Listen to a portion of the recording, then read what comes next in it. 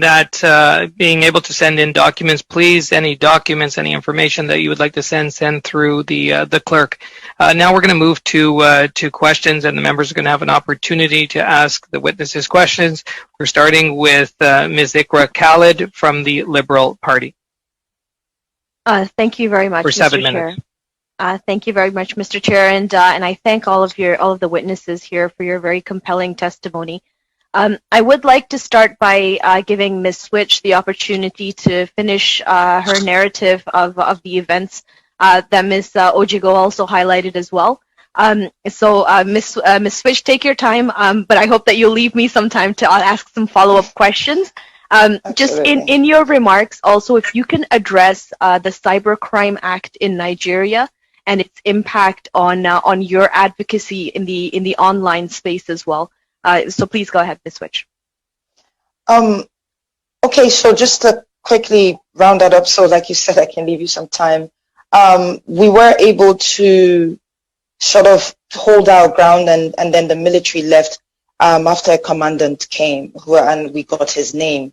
I think they must have, we just guessed they must have found out that there were a lot of people that were watching what was going on. But 45 or 50 minutes later, the police came and did the same thing and actually killed people. So that's just to wrap it up as quickly as possible. With regards to cybercrime in Nigeria, I think that's if I understand your question. Yes, it's a problem. It is a problem.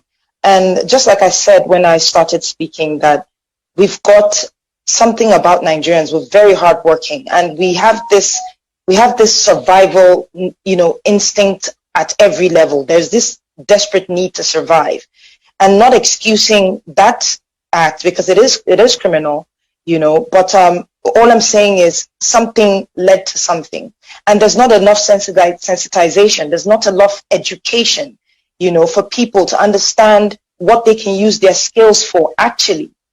So it's a broad scope. It's something that needs to be addressed. You've got intelligent people in Nigeria who don't use it for anything but to do criminal things online.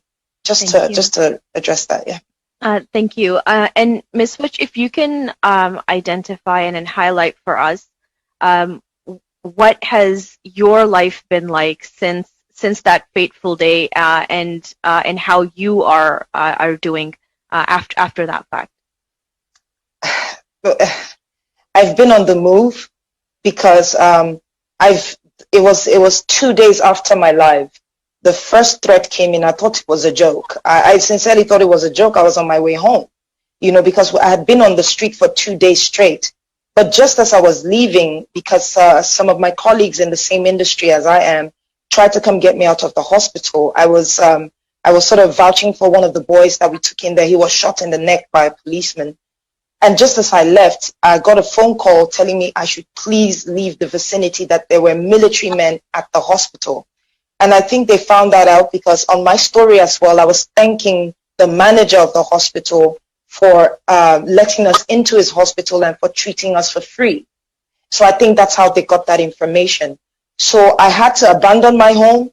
I moved from people's homes, like different places. I stayed in someone's property that they hadn't lived in for a long time. And then just to get out of Nigeria, I made short videos of my trip, just getting to where I am today. And I'm still traveling, so I'm not even done with my trip. And it's like in a forest just to get out of Nigeria. I still, when I put a cotton bud in my left ear, I bleed from there. I have a picture of that as well. I've been trying to document everything. I barely sleep. It's crazy. I can imagine parents who actually can't find their kids now because they've moved bodies. So I don't know. Thank you for sharing that, Ms. Switch. I really, really hope that things improve. I'll turn to Ms. Ojigo with respect to your comments about Amnesty International and your ability to operate in Nigeria. You had mentioned that you've been asked to leave the country. We've seen, and you also mentioned that this End SARS movement is not new. What is different in this instance that has brought such large volumes of protests that has really highlighted this issue within the Nigerian people? Thank you very much. I'll start with your last question. A lot of things have been building up in Nigeria in the last couple of years. So it was in 2017 that the EndSARS hashtag started trending online. Last year, there was a visit by the Special Rapporteur of the United Nations on extrajudicial unlawful killing.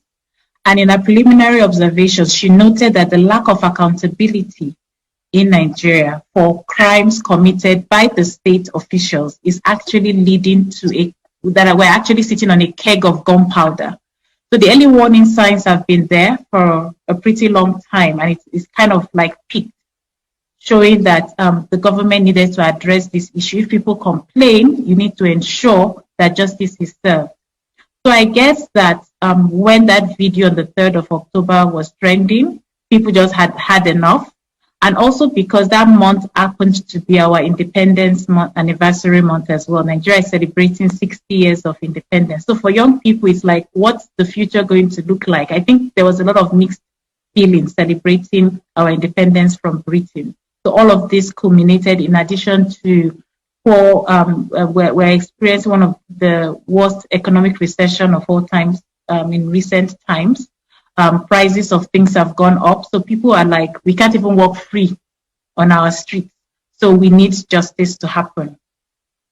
With regards to the threat to Amnesty International, it's by a group that we suspect is being sponsored by the Nigerian military. We've not been able to directly link them together, but we've been having threats. We've been having staged protests in front of Amnesty offices whenever we release reports. And we've noticed that it's always when there's been a report linked to the military, we'll just have protesters in front of our office. And we have videos to show that afterwards they go and share money and then they leave. But why this threat is particularly worrying for us is not because they've asked us to leave Nigeria. They've asked us many times to do that. But because we are coming out of a period where there's been wanton killings and destruction of property across the country. We've been campaigning against the police. Thank you. And so we